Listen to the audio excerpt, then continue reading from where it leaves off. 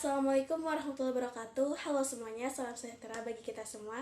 Perkenalkan, nama saya Sri Cahyani dari kelas 1B Akuntansi, Fakultas Ekonomi Bisnis, Universitas Bina Bangsa. Sebelumnya, yang terhormat kepada Ibu Mufliha Eskom IMM selaku dosen pengampu mata kuliah pengantar manajemen. Baik, di sini saya akan memaparkan presentasi yang mengenai bab 4, yaitu pemimpin dan pengambilan keputusan. Baik, pengertian pemimpin. Apa itu pemimpin? Pemimpin merupakan salah satu intisari manajemen, sumber daya, pokok, dan titik sentral dari setiap aktivitas yang terjadi dalam suatu perusahaan. Bagaimana kreativitas dan dinamikanya seorang pemimpin dalam menjalankan wewenang kepemimpinannya akan sangat menentukan apakah tujuan perusahaan dapat dicapai atau tidak. Selanjutnya, tugas pemimpin. Yang pertama yaitu problem solving. Maksudnya, pemimpin harus bisa memecahkan permasalahan dalam suatu perusahaan. Yang kedua, support. Pemimpin harus bisa mensupport karyawan supaya bekerja dengan sebaik-baiknya. Yang ketiga, sumber inspirasi. Yang keempat, memberi kepercayaan. Poin yang kedua yaitu beberapa pendekatan tentang manajer. Yang pertama, ada pendekatan tingkatan luas dan tugas-tugas manajer, pendekatan luas pekerjaan manajer, dan pendekatan sifat-sifat manajer. Tingkatan dan tugas-tugas manajer dibagi menjadi 3, yaitu yang pertama ada top manager, pemimpin tertinggi dari suatu perusahaan. Yang kedua ada middle manager, pemimpin menengah dari suatu perusahaan. Yang ketiga ada lower manager, pemimpin terendah dari suatu perusahaan. Tugas-tugas manajer. Yang pertama ada pengambilan keputusan, perencanaan, pengarahan, pengendalian, dan pelaporan. Yang kedua memotivasi. Artinya, seorang manajer harus dapat mendorong para bawahannya untuk bekerja giat sehingga tercipta suasana kerja yang baik. Yang ketiga, manajer harus memenuhi kebutuhan bawahannya supaya legalitas dan partisipasinya meningkat. Yang keempat, manajer harus berusaha agar membina bawahannya supaya bekerja dengan efektif dan efisien. Yang kedua, pendekatan menurut luas pekerjaan manajer. Luas pekerjaan manajer meliputi masalah internal dan eksternal perusahaan yang dipimpinnya. Poin yang ketiga yaitu pendekatan menurut sifat kerja manajer. Sifat kerja manajer dibedakan atas kerja fisik dan kerja pikir. Manajer dalam suatu perusahaan dikelompokkan atas 3 tingkatan yaitu top manager, middle manager, dan lower manager.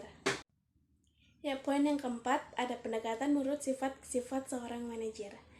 Yang pertama ada cara deduktif, yaitu menurut cara ini sifat-sifat dan ciri-ciri manajer ditentukan berdasarkan hasil analisis jabatan atau job analysis. Karena dengan analisis ini, jabatan akan diketahui tugas-tugas dan tanggung jawab dan kualifikasi dari manajer yang akan menjabat dari jabatan tersebut. Yang kedua ada cara indikutif. Menurut cara ini, sifat dan ciri-ciri manajer ditentukan dengan mencari sifat dan ciri-ciri khusus sejumlah manajer yang telah sukses. Sifat dan ciri-ciri khusus para manajer yang sukses inilah yang kemudian dijadikan sifat dan ciri-ciri bagi seorang manajer. Poin yang ketiga yaitu pengambilan keputusan. Pengertian pengambilan keputusan adalah suatu proses penentuan keputusan yang terbaik dari sejumlah alternatif untuk melakukan aktivitas pada masa yang akan datang. Pengambilan keputusan ini sangat penting dalam manajemen dan merupakan tugas utama dari seorang manajer. Pengambilan keputusan diproses oleh pengambil keputusan hasilnya keputusan. Keputusan ini akan menimbulkan aktivitas-aktivitas sehingga proses manajemen dapat terlaksana. Sehingga keputusan akan menimbulkan aktivitas atau mengakhiri aktivitas. Macam-macam keputusan.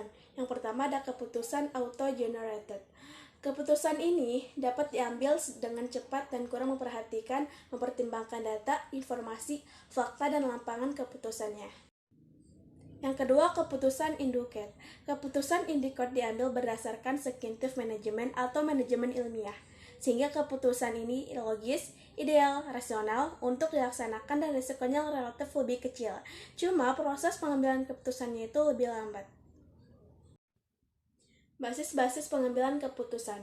Yang pertama ada keyakinan, yang kedua ada pengalaman, yang ketiga ada fakta-fakta, dan yang keempat ada kekuasaan.